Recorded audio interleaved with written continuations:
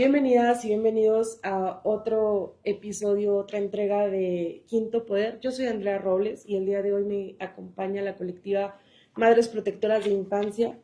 Bienvenida Rox, bienvenida Gracias. Alondra, bienvenida Zule. Gracias por acompañarnos aquí el día de hoy. Sé que vamos a compartir una mesa muy agradable de temas muy importantes para la sociedad y sobre todo pues ojalá este programa sea el puente para que la gente conozca qué están haciendo desde la colectiva, cuáles son sus luchas, cuáles son sus consignas, si tienen algún pliego petitorio, etcétera. Este es el espacio pues para sacar a relucir absolutamente todo. Bienvenidas. Muchas gracias. Excelente, muchísimas gracias Andrea, pues un gusto para nosotras desde la colectiva Madres Protectoras de Infancia estar en este espacio, Quinto Poder. Un saludo a todo tu auditorio y pues agradecerte el espacio porque me parece que la violencia vicaria, que bueno, primero deben de saber que la colectiva Madres Protectoras de Infancias es un grupo de mujeres que decidimos organizarnos en colectiva porque hace falta mucho la ley. Cada día todas sobrevivimos, somos más de 20 mujeres que sobrevivimos a la violencia vicaria y que además en este contexto nos hemos dado cuenta de que en el Centro de Convivencia Familiar del Poder Judicial del Estado de Zacatecas hay cada día más mujeres que viven violencia vicaria, menos oportunidades y sobre todo pues eso, ¿no? Que nos parece muy grave, que son menos las oportunidades que tienen de acceder a una justicia real, porque ni se juzga con perspectiva de género, mucho menos con perspectiva de infancia, ¿no? Que dice el artículo 4 constitucional que debe de privilegiarse el interés superior de la niñez. Entonces, pues no lo vemos en estos casos y hoy en Zacatecas, bueno, no hay siquiera una estadística real de la violencia vicaria, ¿no? ¿Cómo han vivido, Alondra, cómo has vivido el tema de la violencia vicaria? Bueno, primero que nada, muchas gracias por el espacio. Mira, yo tengo aproximadamente casi 3 años en este proceso viviendo violencia vicaria. Ahorita actualmente casi a 1 año y medio, un poquito más de no ver a mis hijas, en diferentes procesos legales, juicios inclusive. Yo tengo 3 juicios en la vía familiar, una serie de denuncias falsas, ¿no? Porque es parte de la estrategia, ¿no? Que ellos implementan con sus abogados, alrededor de 7 denuncias falsas. No todas han procedido, ahorita actualmente nada más hay 4, pero amparos, ¿no? No se diga amparos, carpetas de investigación a más no poder. Y lo más delicado yo creo que es esto, el no convivir con tus hijos, ¿no? El no poderlos ver, ni siquiera poder acceder a una convivencia en Secofam. Yo creo que eso es lo que más nos impacta, el cómo las autoridades son tan omisas, como en lugar de proteger, ¿no? Se nos persigue como si fuéramos delincuentes y que aparte no solo a nosotros, sino que a nuestros hijos principalmente se les niegue el derecho de convivir y de crecer con su mamá. Entonces, para mí ha sido un proceso muy complicado, pero pues afortunadamente pues hemos logrado, ¿no? Salir adelante con la red de apoyo que tenemos, con la colectiva, con nuestra familia, pues también buscando la manera de adquirir herramientas para poder inclusive defenderlo, ¿no? En materia legal. Muchas de nosotras no somos abogadas, algunas estamos en proceso. Yo a raíz de eso empecé a estudiar Derecho. ¿Por qué? Porque vemos que hace falta abogados que estén realmente capacitados y que conozcan de lo que es la violencia vicaria, ¿no? Entonces, muchas no somos abogadas, algunas estamos en proceso. Sin embargo, hemos aprendido muchísimo durante todos estos procesos, términos legales, ¿no? En la desesperación de entender qué está pasando y de cómo defender a nuestros hijos y de cómo defendernos nosotras. Rox, supongo que tienes alguna historia similar. ¿Quieres compartirla? Sí, mira, bueno, mi historia como violencia vicaria fue de prevención, ¿sí? Yo llego con las chicas y les platicaba yo mi historia era violencia económica. Entonces, cuando ellas me platicaban lo que era violencia vicaria, y yo, no, una disculpa, creo que me equivoqué de calle, ¿verdad? Y me decían, no, o sea, son escalones, ¿sí? Entonces empiezas con violencia económica y de la violencia económica empiezas con no te alcanza, pues déjate quito a los niños y entonces ahí es donde ya pasa la violencia vicaria. ¿Y qué es lo que hemos vivido con algunas chicas de la colectiva, no? Les fueron metiendo tanto el miedo de que no les ajustaba, porque para mí la raíz más importante es ese ego, es ese coraje de no querer dar la pensión, ¿sí? Entonces les causa ese tema el querer dar pensión, mejor te quito a los niños, se los doy a mi mamá, se los doy a mi hermana, Exacto. y que ellas los cuiden, ¿sí? Porque en la mayoría eso sucede. Entonces, Sí, el padre no toma un no. rol de cuidador. No, el padre no toma el rol de cuidador, el padre corta totalmente el lazo materno, por eso somos protectoras de infancias, ¿no? O sea, la violencia se da contra las mamás, pero se da directamente contra los hijos, porque ya les arruinaste la infancia. Su psicología les estás metiendo en la cabeza que su mamá es lo peor y que los abandonó, porque en todos los casos, esa es la historia que los niños cuentan. ¿Y qué llega a pasar? Pues el odio que tienen los niños hacia las mamás, ¿sí? Entonces yo llego con las chicas y la verdad es que, híjole, de llegar yo digo como batería, ¿no? Como un 10% sin creértela, sin saber ni qué estás haciendo, parece que tú estás sola peleando contra un sistema que no te entiende y en que los tiempos son larguísimos en los juzgados. Pues bueno, llegas con ellas y te dicen, ¿sabes qué? Mira, acá está el camino más corto. Tengo 3 años, tengo 2 años, tengo 1 año. Yo tenía 2 meses viviendo, ¿no? Ya el proceso legal. Y ¿qué es lo que hago, pues, junto con mi abogada? Pues meto ahora sí que toda la información para que no pase a más, ¿no? Porque a muchas compañeras eso sucedió. Las convencieron de que ellas no tenían con qué y terminan cediendo sin información, porque justo es eso, ¿no? O sea, nosotros lo que queremos es visibilizar, porque no tenemos la información legal. Y si a mí un abogado me dice, entrega. Pero además, Rox, que estás en la desesperación, o sea, la mamá está en la desesperación de decir, pues sí, es que es el papá de mis hijos, tiene razón, yo no tengo un trabajo estable, no tengo, pues sí, tengo, o sea, y ha habido muchas mujeres madres, que sí entregan la guardia de custodia de sus hijos, ¿no? Tenemos abogados que han hecho firmar a la mamá, la han llevado al juzgado a que firme el acuerdo donde ella está cediendo la guardia de custodia al agresor.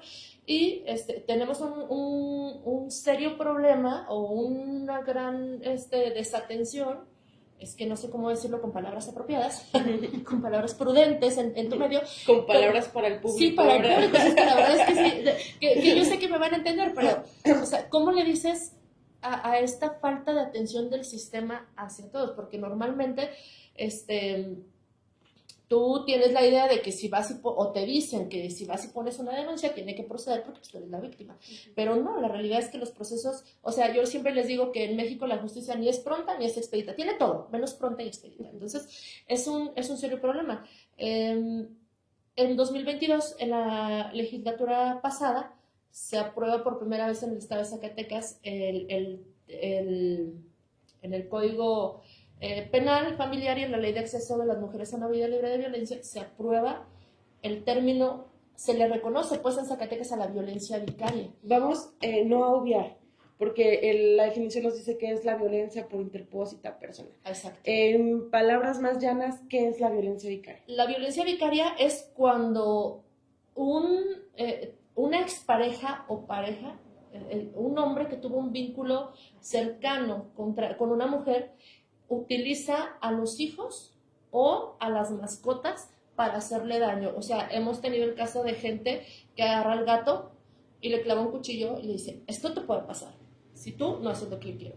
O los ahogan en una tina de trapear a la mascota y muestran pues su poder que tiene de control y dominio. Si no lo haces, esto te va a pasar. Entonces, esa es una forma. Y tenemos otras situaciones que, bueno, ya son la sustracción de menores, que ese es otro tema. Se llevan con engaños a los hijos, o en el acuerdo de mamá y papá, ay, pues voy a llevar a los niños a tal lugar y pues al rato nos vemos. Y el niño no vuelve y resulta de que ya no puede regresar con la mamá porque la mamá ya la denunciaron por violencia. Y es decir, es donde ponen las denuncias falsas. Tenemos también mamás que tienen más de 6 años ya sin ver a sus hijos dentro de la colectiva. Y esta mamá, hay mamás que estuvieron presas, ya estuvieron en prisión por un delito que no cometieron. Investigaciones muy mal hechas o declaraciones falsas, supuestas declaraciones de los niños en contra de la madre. Y todo eso ha mermado y hemos hecho, por eso fue la necesidad de reunirnos, porque nosotras creemos que es muy importante informar a más mujeres, claro. Porque si no tienes conocimiento, ¿cómo te defiendes? Ojo aquí, el tema yo pienso que es prudente para nuestra audiencia que sepan, es muy interesante ver cómo las mamás son las que están luchando por ver a sus hijos, ¿no? Porque es una historia que normalmente no vemos y es una historia que es muy poco contada. Normalmente estamos acostumbrados al papá abandónico y no a la mamá retirada de sus hijos, pero es una realidad a final de cuentas. ¿Aproximadamente cuántas personas están en la colectiva? Somos más de 26, Somos casi 30. 26, Ahorita ya no sé 27. cuántos somos. La verdad es que últimamente han entrado nuevas mamás al colectivo, lo cual precisamente nos impacta porque nosotras quisiéramos ya no crecer, ¿no? Exacto. O sea, que al contrario, fueran disminuyendo los casos de violencia vicaria, y yo creo que para nosotros es una alerta cuando vemos que cada mes o cada 2 meses tenemos al menos una mamá nueva que ingresa. Entonces, eso nos alerta mucho. Entonces, ¿qué está pasando? Si esto está creciendo, si obviamente las autoridades sabemos que son omisas y que no están haciendo absolutamente nada, o que ya están replicando, o sea, la estrategia legal, porque realmente el medio del asunto es la estrategia legal que tienen los abogados. Entonces ya cuando ellos ya saben cómo hacerlo, lo empiezan a replicar, y es lo que nos preocupa, ¿no? Que lo sigan replicando y que haya tantos vacíos legales, porque justamente eso es lo que permite que la violencia vicaria pase desapercibida, ¿no? O se confunda mucho a veces con un conflicto de pareja, ¿no? Que es lo que nos ha pasado, y llega a ser incluso revictimizante, porque a cuántas de nosotras nos ha tocado ir a denunciar, y a mí, por ejemplo, me llegaron a decir, pero es que esos son problemas entre usted y él, arréglense. Y yo digo, no, o sea, es que le está quitando a mis hijos. Sí, pero sí sabía que es su derecho. Yo, sí es su derecho pelear la guardia y custodia, pero no con este mecanismo, ¿no? De levantar denuncias falsas, claro, de no te dejo verlas, de no hay contacto con los hijos, de aparte de eso nos meten juicios de pensión de alimentos. Nosotras estamos dando pensión de alimentos, muchas de nosotras.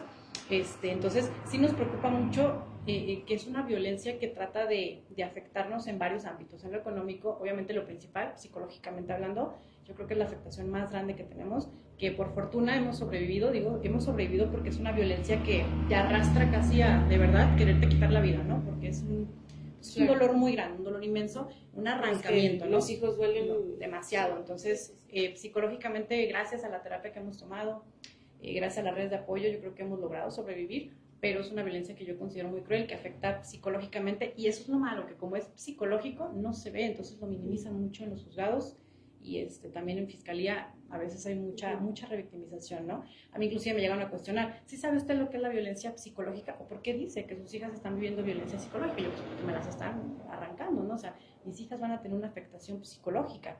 Entonces, ese tipo de personal que inclusive ni siquiera está capacitado, que son MPs, o sea, que deberían de tener la capacitación y la sensibilidad, ¿no? Para tratar a una víctima o para identificar cuando hay violencia vicaria, no la tienen en los juzgados, mucho menos pues en los ministerios públicos. Rox, la alternativa que tiene el Estado es el SECOFAM, ¿no? El Centro de Convivencia Familiar. ¿Cuál ha sido la experiencia de ustedes en los SECOFAM? Pues, en lo personal yo no llegué a estar dentro del SECOFAM, pero ahí ahora sí que ha sido también el centro en donde mis compañeras se han ido conociendo y en donde se han ido sumando más. Conocimos hace un par de, bueno, yo en lo personal conocí en agosto, tuvimos un taller de violencia vicaria y ahí conocí al personal de SECOFAM, psicólogos, y la verdad es que nos dicen ellos, ¿no? Nosotros hasta donde nos lo permite nuestro trabajo. Entonces ellos se dan cuenta pues de que existe esta parte, ¿no? De que ay, el papá ya no los trajo, que sucede con muchas de mis compañeras, como las que los han dejado de ver. El papá ya no los trajo, nosotros tenemos que presentar al juzgado pues de que ya no lo trajo en tal fecha y así. Entonces, por parte del SECOFAM, de lo que yo puedo comentar es que sí está habiendo como pues esta comunicación, ¿no? Pero ahora sí que mis compañeras, ellas sí te pueden hablar más a profundidad porque ellas tienen la experiencia de haber estado ahí. Sí, yo creo que lo primero que tenemos que informarle a tu auditorio es que el Centro de Convivencia Familiar del Poder Judicial del Estado es un área especializada, tiene trabajadoras sociales, tiene psicólogos y psicólogas, y ahí van los niños y se quedan, puede ser la convivencia dentro de las instalaciones de SECOFAM, por el tiempo que lo determina el juez, o pueden ser entrega-recepción, es decir, yo llego a dejar a mis hijos ahí para que se vayan con papá y queda sentado en una bitácora todo lo que tú haces, llego a tal hora y los entrego a tal hora, ese es el proceso. Entonces muchas de las mamás de las convivencias de nuestras madres, sobre todo las madres sobrevivientes de la violencia vicaria, son dentro de las instalaciones de SECOFAM, porque siempre el agresor busca que sea una supervivencia, una convivencia supervisada, porque denuncian de que la mamá es violenta, de que tiene algún tema. Entonces eso es lo que hace Secofam. Y sí, efectivamente tiene al personal, vamos a decir que son sensibles, conocen del tema, han visto las experiencias de nuestras compañeras, de todas, pero no pueden ellos no pueden ser juez y parte. Entonces claro, están un poco limitados. Recién, de lo que comentaba Roxana, recién tuvimos la oportunidad de trabajar con el Ilustre Colegio de Abogados y con la Universidad Autónoma de Durango para dar una capacitación. Se dio un taller de 20 horas, si no me equivoco. Fueron 20 horas de trabajo con diferentes, a donde acudieron personal de Secofam, personal del Poder Judicial, los fiscales adscritos a los juzgados familiares, acudieron algunos agentes del Ministerio Público, la Fiscalía de Derechos Humanos, varias instituciones estuvieron presentes en esa capacitación, y cuando escuchan las historias de las madres protectoras de infancia, es cuando ellos dicen, híjole, o sea, de verdad ellos se impactaron de escuchar estas historias, de verlo tan real, y decir, o sea, yo puedo hacer algo. Hubo incluso quien dijo, híjole, qué pena me da haber defendido a un señor que le quitó, o sea, yo le ayudé a quitarle a los hijos a esta señora.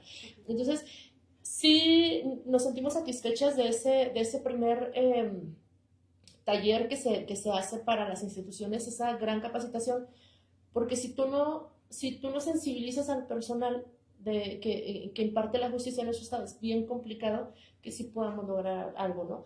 O sea, si la gente, es muy raro, como decía, esto es muy común, un abandónico, pero no es común que un niño no esté con su mamá. exacto. Entonces, esa parte, cuando ellos se dan cuenta, o sea, por fin logramos hacerle entender a algunos de los compañeros que se presentaron a este taller, de que no es un problema familiar,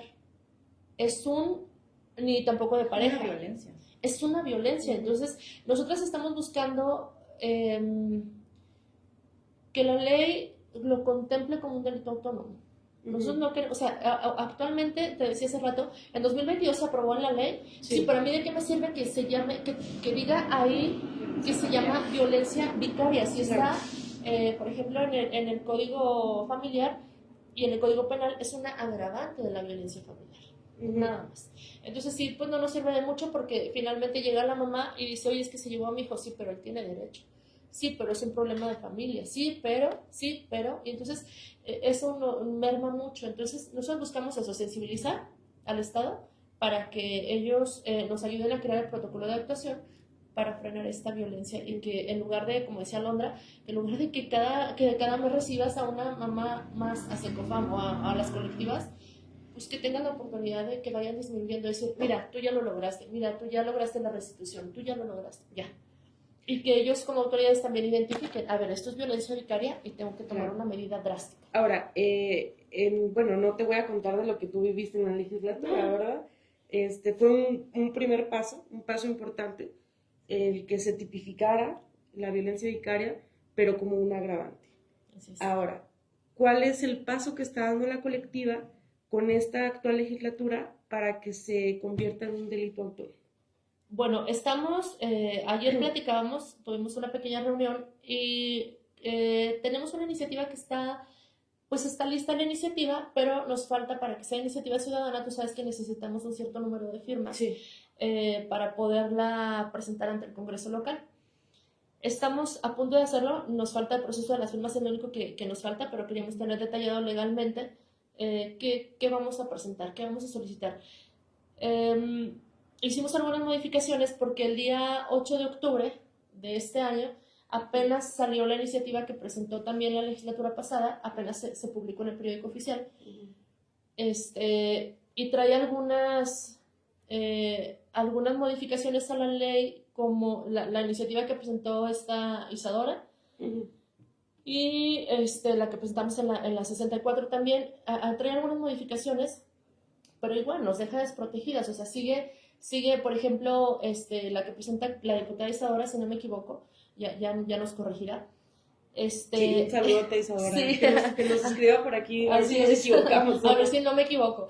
Pero en esa iniciativa se le cambia el nombre por ejemplo, o sea, sí especifica que es la violencia únicamente ejercida de un hombre hacia una mujer.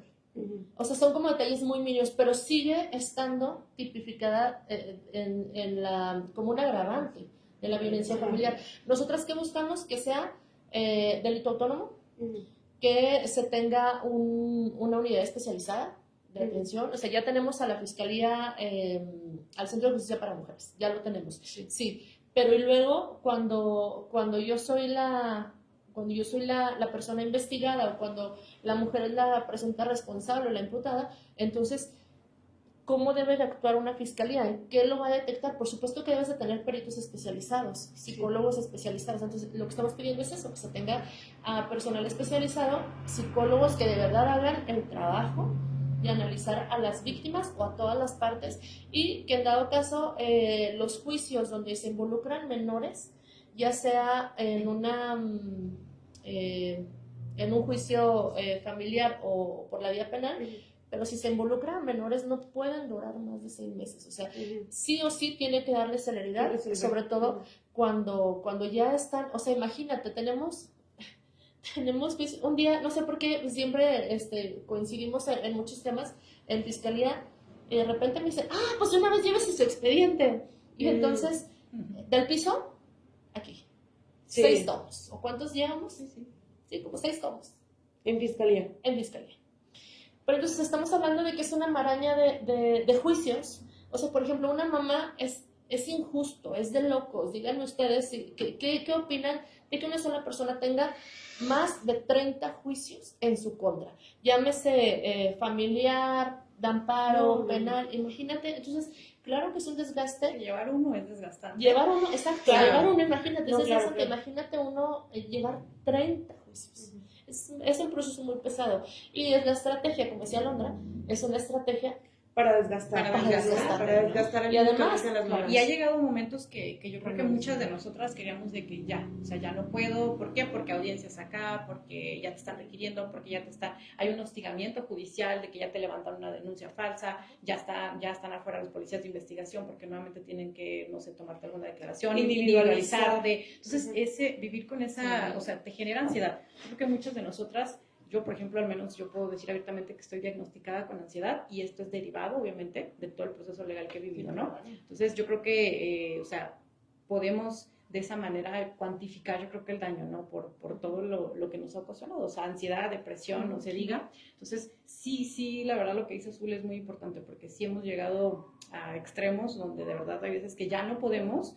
Y eso es lo que ellos quieren, ¿no? Afortunadamente a mí me han dicho, pues es que es lo que él quiere, desgastarte. Y yo, pues sí, pero lo está logrando, ¿no? Sí, y a veces, pues bueno, ahí es donde el papel, obviamente, de las redes de apoyo de la familia, ¿no? Inclusive a veces de los abogados entra y pues es donde nos decían, ¿sabes qué? Pues sigue adelante, o sea, porque eso es lo que ellos quieren, desgastarte, ¿no? Que tú digas, ¿sabes qué? Me rindo, ahí está la guardia y custodia. Pero no, yo creo que al final de cuentas, aunque nos hemos sentido agotadas, yo creo que pues al día siguiente, o sea, sí lloramos, nos caemos al suelo, pero al día siguiente decimos, no, tengo audiencia, tengo que ir. Pero ¿qué mamá no está agotada? O sea, y yo creo que más cuando te quitan pues, lo más preciado, ¿no? Yo a veces digo, ¿cómo quieren que uno reaccione? Porque a veces te piden, porque obviamente van y te tachan de loca y de que tienes trastornos y de que eres una agresiva y de que eres una loca, pero digo, ¿cómo quiere un juez que reacciones como mamá cuando te están quitando a tu hijo? O sea, hasta los animalitos, la verdad es que son súper protectores. A una perrita quítale sus perritos, o sea, te va a morder. Entonces digo, ¿cómo quieren que uno reaccione? A veces te piden que reaccione amablemente y digo, a veces no se puede, ¿no?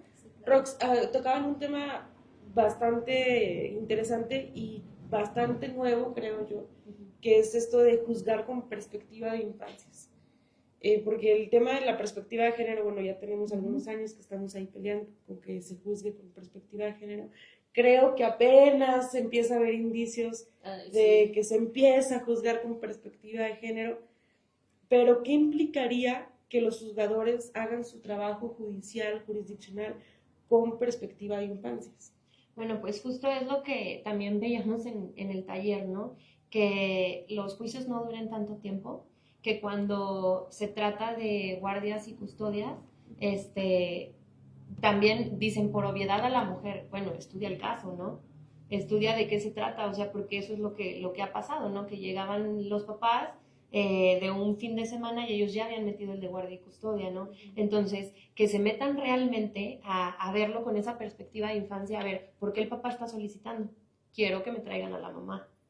O sea, quiero conocer el perfil de la mamá. Y que también a los niños, ha habido de las dos, ¿no? O sea, que sean ellos, o sea, vayan y den ellos su versión, ha sido mala. ¿Por qué? Porque ya tienes a un niño con bastante tiempo trabajándolo, manipulándolo.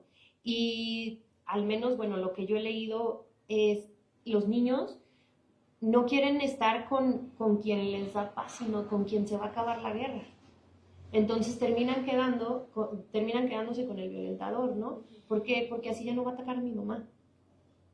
Entonces, y aparte porque hay menos responsabilidad, digo, yo me atrevo a decir también. que por la experiencia que hemos vivido, pues nuestros hijos a veces han dicho, es que con mi mamá me regaña, es que mi mamá me pone a hacer tarea, es que mi mamá esto, y con papá me la paso bien padre, porque pues se van los fines de semana, ¿no? Me la paso bien padre, me compra esto, ¿no? Y ahí está este chantaje, ¿no? Y esta manipulación, y aparte pues siempre como ahí está este papel de víctima que juegan ellos como narcisistas, ¿no? De es que tu mamá me hace esto, entonces se victimizan, que a final de cuentas los niños pues tienden a inclinarse un poquito con el papá, que ellos sienten que van a proteger, ¿no? O que deben de proteger. Entonces eso es lo que nos juega en contra mucho con la perspectiva de infancia, porque si bien los niños son sujetos de derecho y obviamente es muy importante que vayan y que declaren, ¿no? Lo que nos ha jugado mucho en contra es ese interés superior del menor, porque hay una manipulación y no saben detectar cuando los niños inclusive usan palabras que no están dentro de su vocabulario, y para nosotros es muy fácil detectarlo, porque ¿cómo un niño va a saber de abogados? ¿Cómo un niño de 6, 7 años? Además la mamá sabe qué palabras sí usan, se sigue claro. Es muy interesante esta dinámica, y digamos interesante en el mal sentido de la palabra, porque cuando vemos a los papás de fin de semana, pues está padrísimo, ¿no? O sea, es diversión, comer lo que quieras, descansas, no hay tarea, no hay uniformes, no hay hora de levantarse temprano, etc. ¿Cómo les ha tocado ver esta transición del papá que era el papá de fin de semana, cuando pide la guardia y custodia y se convierte en papá de tiempo completo en días y horas laborales? Es que ese es el problema, que no son papás de tiempo completo, o sea... No, que finalmente quien ejerce la guardia y custodia es la tía, la abuela... Le derogan la responsabilidad. La novia, o sea, que además es, o sea, que es bien importante, todos es la misma dinámica, es la abuela, la tía y la novia. La nueva pareja cumple un papel muy importante. Por eso nosotros abogamos porque sean procesos rápidos, o sea, express, cuando se detecte la violencia vicaria. Porque si yo me llevo a un niño y digo, ay, es que solicito la guardia de custodia, ¿por qué? Porque su mamá no los quiere, les pega y ella se la pasa en las fiestas. Porque es una, o sea, históricamente la mujer ha sido la etiquetada, siempre nosotras somos las etiquetadas, entonces, bueno, ya con todas esas etiquetas, la mamá estaba y pues yo, el padre abnegado, mis hijos pobrecitos, yo los cuido. Entonces, se los lleva, y en ese lapso, si tú no ves a tus hijos una semana, ya, y te estoy poniendo mucho, pero realmente ocurren instantes que no te alcanzas a dar cuenta. Y en ese lapso, ya el sistema familiar los alienó, los manipuló, les llenó la cabeza, es que tu mamá es esto, y tu mamá, y tu mamá, y tu mamá. Y entonces cuando llega mamá, dicen, no, yo con mi papá. Yo con mi papá, entonces ya surge ese rechazo. Pero además hay el miedo de la reacción que va a tener el papá. Entonces, es un juego muy, muy cañón, y que sí dices bien, es una materia de estudio bien interesante, no solo para los abogados, sino para los psicólogos, porque es un tema muy complejo. No, y justo, del tema de los psicólogos, tenemos el caso de una compañera, tiene 2 niños, ¿no? Entonces, la niña decide hablar, decide dar su versión, y por ejemplo, en la escuela tienen, pues, la versión del niño, en donde dicen, claro, o sea, el niño es súper violentador y pasa esto y esto, y a la hora que el niño declara con los psicólogos y le hacen los exámenes, él dice, yo estoy bien, y los psicólogos le ponen que él está bien, que él no está sufriendo violencia. Entonces, cuando se vayan a formar con esta perspectiva de infancias, por supuesto que te vas a dar cuenta, o sea, que tal vez él ya normalizó la violencia, porque llegan a eso, ¿no? O sea, lo que tú como papá le enseñes a tu hijo, ellos lo van a normalizar, es lo que es. Entonces, cuando ellos llegan a ver algo que no es, que en este caso la niña es cuando decide romper con el trato, con la violencia, y decide hablar, O sea, la mamá la agarra y la lleva a declarar a la fiscalía. Sí, entonces llevan al niño para que también, pues obviamente son 2 niños, ¿qué pasó? Y el niño es, nada, a mí no me pasa nada, ella miente. Entonces el niño es más grande que la niña, ya tiene como... Controversia entre los mismos hermanos, ¿no? Está la controversia, pero en la escuela pues tiene notas levantadas por ser un niño violento, tiene varias cosas. Entonces, híjole, de verdad, si como fiscales, como juzgadores, hicieran su trabajo tal cual, o sea, los dos son producto de la misma violencia, ¿sí? Que ella, tal vez la niña, lo tomara en una sensibilidad, en una depresión. Ella también tiene ya ansiedad por trauma, pero el niño también es un niño violento, es un niño que sufrieron de lo mismo, de la misma violencia, y cada quien supo cómo salir adelante en su mundo, ¿no? Entonces, cuando de verdad estén capacitados, ahí truena la violencia. Y si van a estudiar y si tienen que hacer, bueno, no sé, el DIF, ¿no? Que antes decían, bueno, los van a agarrar el DIF, pues yo no veo que hagan nada. O sea, realmente, sí, porque claro, si no todos los niños de la colectiva estuvieran en el DIF. O sea, con 30 carpetas de una mamá violenta, con el papá que trabaja en una mina, está toda la semana afuera. ¿Por qué los niños están o sea, no están con su mamá? Y hay antecedentes de papás que tienen ya denuncias por violencia familiar, algunos inclusive adicciones, y aún así nos sorprende que ellos tienen guardias y custodias, ¿no? ¿Cómo es posible que mejor un papá, que a lo mejor inclusive hay casos donde fueron abandónicos que tienen años y que de repente regresan, se llevan a los niños y ya no los vuelven a regresar en las convivencias, y de repente ya hay un cambio de guardia y custodia? ¿Cómo es posible que con esos antecedentes, o sea, los jueces estén otorgando guardias y custodias, ¿no? Exacto, y es que además, ¿sabes qué pasa, Andrea? Que luego, tampoco tenemos un sistema donde, por ejemplo, el juzgador familiar, sí, él no puede decir, bueno, pues tú veniste a presentar primero la denuncia, pues el que es primero en derecho, el tiempo es primero en derecho. El primer tiempo es primero en derecho. Pues ya, se lleva la guardia de custodia porque usted le ganó, sí, claro, a ella. Y ya, se la dan. Y debería ser al revés, o sea, deberías de analizar por qué no es común, y la gente va a estar de acuerdo con nosotras, no es común que un papá pida la guardia de custodia. No es común. No es común. O sea, la naturaleza, a cualquier hombre puede pedir la guardia de custodia si están en su derecho, claro que están en su derecho. Que es inclusive lo más común, a lo mejor es y está bien, o sea, incluso podrían vivir con el papá, está bien. El problema es cuando dejas crecer el conflicto, cuando un juzgador permite crecer un conflicto, o sea, permite que se vuelva conflicto. Sí, o sea, y no puede decir, sí, o sea, ¿cómo? O sea, claro, tiene que detener eso ahí el juzgador. A ver, no, espérame, aquí algo no está bien. Yo les decía, o a veces explico que deberían de hacer lo que Salomón, ¿no? Eso se llama que una acción salomónica. Siempre digo que debe de haber una acción salomónica, claro, en la legalidad. Y todos, bueno, como abogada, a veces conocer la historia de Salomón, ¿no? Claro. Entonces, por supuesto, vas y detienes al niño, te lo llevas al DIF. Ni tú se van a quedar con el niño. Se ponen de acuerdo o esos niños se los queda el DIF. Háganle como quieran. Yo soy la autoridad. Háganle como quieras. Te vas a terapia, se quitan de payasadas, de dramas. Si ya terminó tu relación con ella o con él, ya terminó. O sea, pero también las parejas que normalmente esto de la violencia vicaria viene después de una ruptura. Sí. Cuando la mujer decide terminar la relación, o sea, cuando dice la mujer, ya hasta aquí, ya no puedo más, porque ya vivió todas las violencias habidas y por haber, ya se vivieron en pareja. Como un acto de venganza. Exacto. Y entonces dices, ya me cansé, ya me voy. Y entonces, no, porque yo te voy a seguir controlando. Y entonces todas estas argucias legales, toda esta maraña legal, es otro método de control. ¿Por qué? Porque no puedes ir a trabajar formalmente, porque no tienes tiempo, porque tienes que ir a revisar tus expedientes, porque te tienes que ir a audiencia, porque tienes que... Entonces, eso también es una forma de control. Y todo esto debería de controlarse desde el sistema de justicia. Creo que ahí para mí está la clave ahí, donde los juzgadores, donde los impartidores de justicia, ellos deben de frenar. O sea, es evidente. Yo luego explico que si de verdad hubiera, porque luego también en las audiencias escuchas señoría, es que mi cliente tiene que ir a terapia porque la señora le hizo mucho daño. Dices, bueno, es que si ya pasó 3 años y el No, señor va a bueno. terapia, pues ya tuviera un cierto avance, ¿no? Pero Claro. ni siquiera se les ve el avance. Entonces, ¿por qué? Porque además, saludos a todos los peritos que venden sus certificados, venden un certificado de salud mental para un agresor. Sí, Y eso también también- es falso. Y son dictámenes falsos, exacto. Entonces, eso también es un delito, o sea, que deberíamos de acabar con eso. Yo sé que sueño demasiado en acabar con la corrupción, saludos Ernesto, pero la verdad es que, está bien cañón, pero si haces conciencia dentro de las diferentes instituciones o el gremio de peritos, o el gremio de trabajo social, los abogados, si vas haciendo conciencia, vas haciendo que se den cuenta.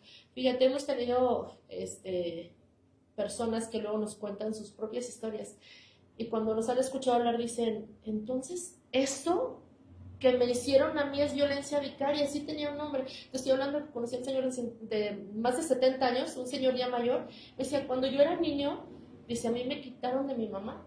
Dice, mi papá me llevó a vivir a otra casa. Dice, yo me salí, vivió en la calle de sus 12 a sus 16 años y a los 16 años se encontró a su mamá en la calle caminando.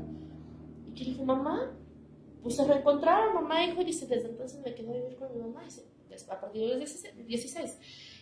Y No es una entonces, violencia, entonces, si ahorita que lo dice Azul, o sea, no es una violencia nueva. No, no es Relativamente apenas se está dando a o sea, conocer, apenas se conoce pero un término. históricamente es una violencia que siempre ha Pues siempre existido. ha ocurrido. Y Siempre ha ocurrido. lo curioso de este tipo de violencia es que al final de cuentas el rol de cuidado termina recayendo en las En una mujeres, mujer, ¿no? claro. Sí. O sea, el padre, aunque no sea abandónico per se, no termina asumiendo el cuidado Claro. de las infancias. Exacto. No, porque al final de cuentas no es el objetivo, o sea, ellos lo pintan así en el juzgado, ¿no? Que la finalidad de obtener una guardia de custodia es para proteger a sus hijos, ¿no? Y a final de cuentas, pues nos damos a la tarea de, ahí en varios casos que tenemos, nos hemos dado cuenta que no es así, o sea, que realmente terminan, como lo decía Zule, hasta con la nueva pareja, ¿no?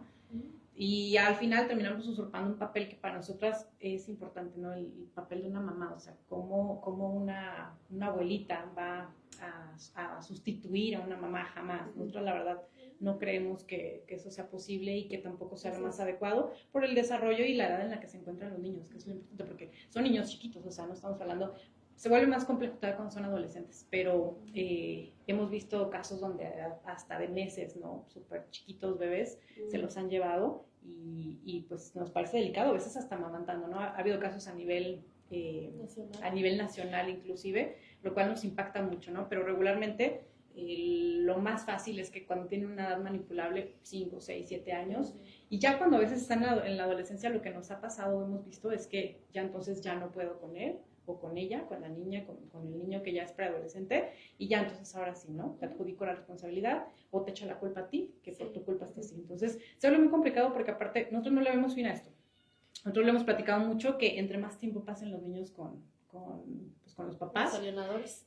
con los vicarios, nosotros les llamamos vicarios, ¿no? Entre más tiempo pasen, más difícil se va a hacer para nosotros recuperar a nuestros hijos, que hay una restitución, porque entre más tiempo pase, obviamente el niño ya se acostumbró al entorno. Entonces, nosotros decimos, entonces nunca vamos, aunque el día de mañana, porque ahorita la custodia es provisional, pero provisional ¿cuánto tiempo? Es lo que hemos platicado. Provisional ¿cuántos meses? Porque ya vamos para años. Ya vamos para ¿Cuántos años? El Código Familiar, que es la ley que debe regir este tema, podría incluir un articulado que hable sobre la impartición de justicia con perspectiva de infancias. ¿Cuál es el paso que podríamos dar como colectiva de acercamiento? Digo, se los pongo sobre la mesa porque esta mesa precisamente pues la comparten diputados, tomadores de decisiones, juzgadores, etc. Entonces, ¿qué podemos hacer para que las personas que ostentan el poder puedan hacer un agregado, probablemente, a la legislación familiar que hable de la perspectiva de infancias? ¿Ya hay acercamiento con las y los diputados o qué podemos hacer? ¿Cuál es el siguiente paso? Sí, ya hay acercamiento, como Zule te lo comentaba, igual nos estamos adelantando un poquito porque todavía no la presentamos así tal cual, pero lo que pretendemos, por ejemplo, en esta primera iniciativa es eso, ¿no? Que sea un delito autónomo, la capacitación, que por ahí es algo que faltó decir también, que sea obligatoria, porque hablaban hace poquito del taller que se impartió hoy en la UAP, pero les hacen la invitación, inclusive muchos talleres a veces que hacen sobre violencia vicaria, sobre violencia de género, y se las hacen a los jueces, y a nosotros nos encantaría que nuestros jueces familiares fueran a ese tipo de talleres, que tengan esa capacitación de qué es la violencia vicaria, Ajá. pero como no es obligatoria, pues a veces no quieren ir, o simplemente no van. Entonces lo que queremos es que la capacitación sea obligatoria tanto en juzgados familiares como también en las fiscalías. Así es. Y lo que nos faltó en la legislatura pasada, cuando se presenta la iniciativa y se aprueba por unanimidad en el 2022, fue que no hubo una mesa de trabajo con las sobrevivientes o con quienes estaban en ese proceso, o sea, porque realmente no se dio a conocer esa ley. No, Entonces, bueno, es creo- que el Parlamento abierto era No, bueno. pues una simulación, perdón. Sí, sí. Perdón No, bueno, ¿qué para te puedo decir, nuestro- amiga? Discúlpame. Pero sí fue una simulación la comisión Sí. de Parlamento abierto, o sea, No, cañón. Y además, o sea, que es una obligación. O sea, si tú vas a reformar una ley, pues tienes la obligación de hacer una consulta ciudadana para saber qué es lo que le hace falta a las ciudadanas y ciudadanos para poderlo instaurar en la ley. Entonces, nosotros buscamos eso. Ya hemos platicado con algunas, todas, unas y otras, hemos hablado con unos y otros diputados. Diputados locales y diputados federales nos han estado respaldando, nos han estado guiando, acompañando, para que podamos sí tener mesas de trabajo en Zacatecas. Ayer también tuve una reunión virtual, tuvimos una reunión virtual con una colectiva de la Ciudad de México, con Gaby Pablos y con Madres Libertarias, y hablamos sobre el protocolo de actuación y prevención contra la violencia vicaria. Entonces creo que es un tema bien interesante del que nosotras podríamos hablar horas y horas, porque hay mucho lo que se puede hacer, es mucho lo que se puede hacer con este tema, es mucho lo que falta en la impartición de justicia, y que solamente podemos dar. Muchas mujeres no saben que lo están viviendo, falta, nosotras hablamos de lo que tenemos aquí cerca, de lo que alcanzamos a ver, pero nos falta hablar de las mujeres migrantes, de los niños migrantes, o sea, sí. ¿cuántos niños y niñas han sido separados de mamá porque se los llevó el papá a Estados Unidos? Porque se fueron a un viaje a Estados Unidos y jamás regresaron, y el papá se llevó el pasaporte de la señora y a ver cómo le hace para recuperar, y además la dejó con una denuncia aquí. O sea, es bien complejo. Mira, yo les quiero contar a todos una historia que para nosotros fue bien dolorosa. No recuerdo si estaba Londra, pero quienes la escuchamos fue escabroso. Imagínate que tuvo que haber vivido una mujer que decide lanzarse de por allá de tus tierras, que decide lanzarse en su vehículo a la presa con todo y su niña, por tal de no llevar a entregar a su hija, porque le quitaron la guardia de custodia. Le dieron la guardia de custodia provisional al señor, y la señora dice, bueno, mañana no tengo que llevar a la niña, pues vente mi niña, vámonos al rancho y vámonos a la presa. ¿Qué tuvo que haber vivido esa madre para haber decidido acabar con su vida y con la de su hija? Claro. Tampoco se habla de las mujeres que han muerto. En Zacatecas tenemos ella es la segunda, y ella y su hija son el segundo caso que tenemos, que nosotras tenemos conocimiento aquí en Zacatecas, y no hay instituciones que nos den el acompañamiento, no hay instituciones que le brinden a las sobrevivientes ese acompañamiento, porque nadie entiende lo que está pasando.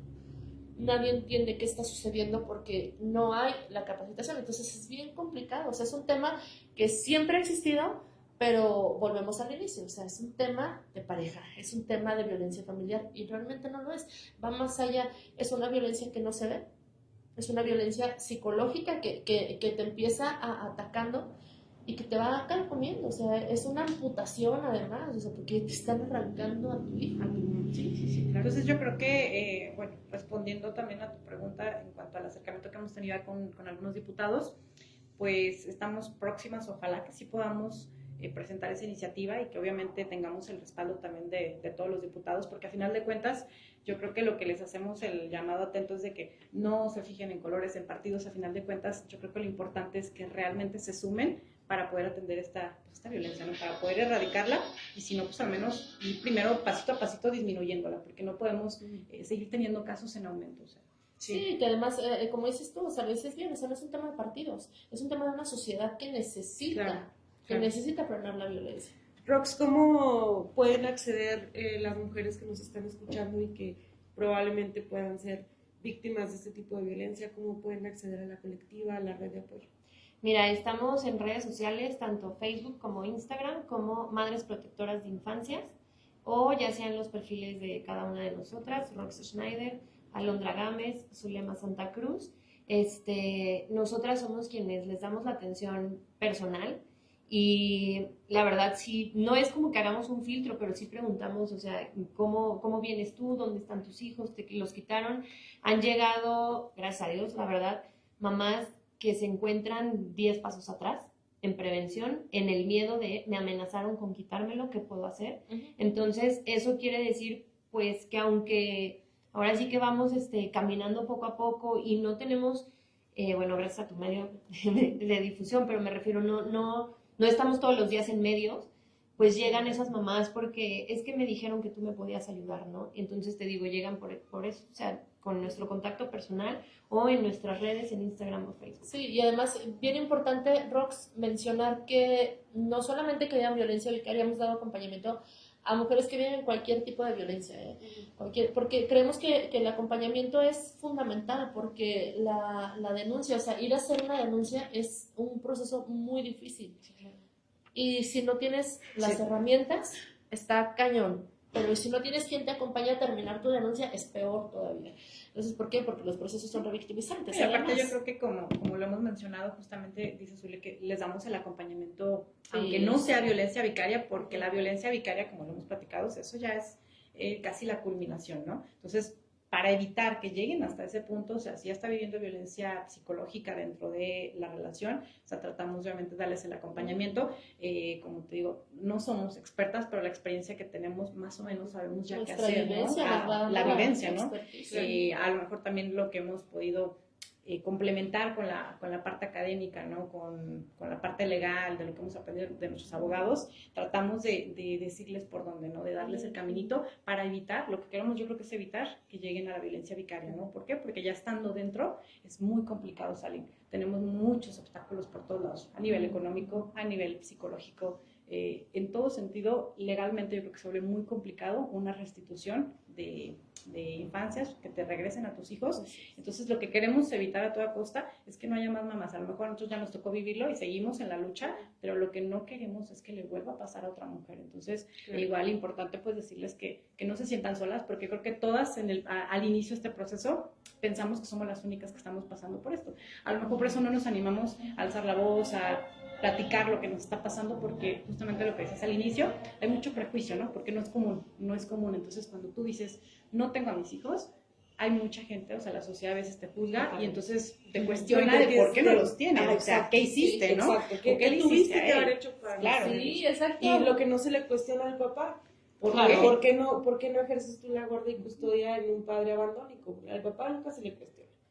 Y a la mamá es como... Que sigue siendo esa violencia de género, la neta. Ajá, exacto. Coparental, yo creo que responsablemente, o sea, creo que no se les cuestiona el por qué no lo hacen de manera responsable, sino más bien siempre es el prejuicio de, porque es raro, o sea, es raro que una mamá no tenga a sus hijos, entonces es como que pues algo tuviste que haber hecho, estás denunciada, entonces yo creo que sí los maltrataste, entonces yo creo que sí hiciste algo, ¿no? Y como ellos salen con el papel de víctima, hace poquito vimos como una estrategia que estaban implementando aquí en Zacatecas, digo, yo fui un caso en particular, pero de salir a dar su versión, hacer videos o salir a algún medio de comunicación, en mi caso fue una rueda de prensa que ofreció para decir, yo soy la víctima, yo soy el que rescaté a mis hijas, ella está denunciada, ella es esto, ella es el otro, o sea, cuando no hay la necesidad, o sea, si tú legalmente sabes, o sea, vas ganando una guardia de custodia, tú los tienes, gracias a los amparos y lo que has promovido, has impedido hasta el momento que tus hijas convivan con su mamá, estás borrando la figura materna, no hay necesidad, previo al 8M justamente, de que salgas a dar pues una entrevista, una rueda de prensa, para únicamente decir eso, que tú eres la víctima y tratar de limpiar la imagen, o sea, Sí. y eso lo viví yo replicado en otros estados, o sea, hay muchos que salieron igual, vicarios narcisistas, ¿no? Que salieron a hacer sus videos en páginas personales de ellos, en redes personales, ¿no?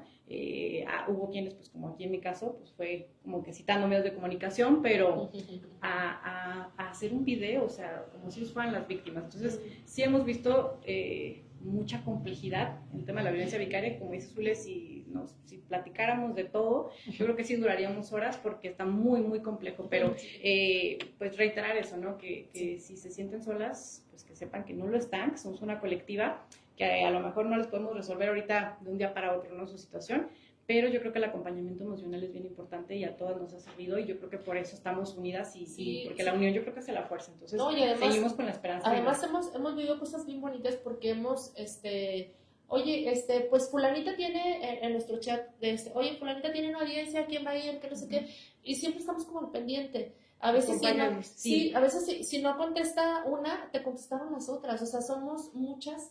Y habrá algunas que no participan, pero luego ya en privadito nos mandan mensaje, oye, ¿qué hago con esto? Oye, ¿qué hago con esto? A lo mejor tiene más confianza con Roxy y le hablan a ella o con ella, o sea, buscan ellas con quién acercarse, pero lo importante es eso, tener el acompañamiento y esa fuerza que hacemos todas juntas, ¿no? Creo que es lo más bonito. Y luego me da risa y dice, oye, pero tienen bien poquitos likes. Es que a nosotros no nos interesan los likes. No, Nos pues interesa, es que si yo me pongo, o sea, por ejemplo, si nos ponemos a publicar algo en redes sociales, pues no te vas a acompañar. O sea, estuvimos hasta las 4 de la mañana en una audiencia. ¿Tú estabas conmigo? Sí. Terminamos algo de una audiencia a las 4 de la mañana. Fuimos a acompañar a una víctima y hasta las 4 de la mañana terminó la audiencia y a esa hora nos regresamos a la casa. Pues échate un baño, duérmete un ratito y a trabajar, ¿no? A llevar, tú que vas y llevas niños a la escuela, o sea, pues así nos levantamos. Pero esa parte es bonita porque... solidaria. Es muy solidaria, porque además cuando voltea, cuando llega la persona a la que estás acompañando y dice, ay, qué padre, o sea, no estoy sola. O sea, que es el miedo de volverse a reencontrar con el agresor en audiencias, ¿no? Y esa ansiedad y el estar sola y la verdad es que sí nos ha servido, digo, a todas bastante tener ese acompañamiento, ¿no? A veces hasta en mensajito, aunque no sea presencial, pero hasta en mensaje. Bueno, ya están por aquí sus redes y pues claro, refrendarles que este es su espacio cada vez que quieran y puedan. Los micrófonos de Quinto Poder siempre están abiertos. Gracias. Y ojalá pues los compañeros medios de comunicación se puedan sumar a las causas que ustedes abanderan. Y pues ya saben, además personalmente, tú lo sabes, Gracias. personalmente siempre puedes contar conmigo. Yo Gracias. Tenemos que terminar el programa porque nos va a correr el productor, por ahí anda. Sí. Pero me dio mucho gusto tenerlos aquí, Alondra, Zule, Rox. Gracias. Muchas gracias Feliz. por acompañarme en esta emisión especial de Quinto Poder. Yo soy Andrea Robles y nos vemos en la próxima.